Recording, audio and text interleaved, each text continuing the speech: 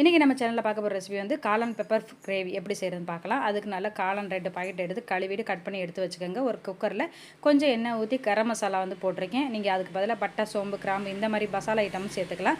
அதுக்கப்புறம் கருவேப்பிலை கொஞ்சம் போட்டு, சின்ன வெங்காயம் தான் இதில் கண்டிப்பாக போடணும். பெரிய வெங்காயம் போட்டால் டேஸ்ட்டு வந்து மாறிடும். சின்ன வெங்காயம் வந்து கொஞ்சம் தாராளமாக சேர்த்து நல்லா வதக்கிக்கோங்க. வெங்காயம் நல்லா வதங்கினதுக்கப்புறம் ஒரு ஸ்பூன் அளவுக்கு இஞ்சி பூண்டு பேஸ்ட் போட்டு அதையும் சேர்த்து வதக்கிக்கோங்க. இப்போ காரத்துக்கு தகுந்த மாதிரி மிளகாய் தூள் கம்மியாக சேர்த்துக்கோங்க. ஏன்னா நம்ம மிளகாய் தூள் ஜாஸ்தி சேர்க்க போகிறோம்.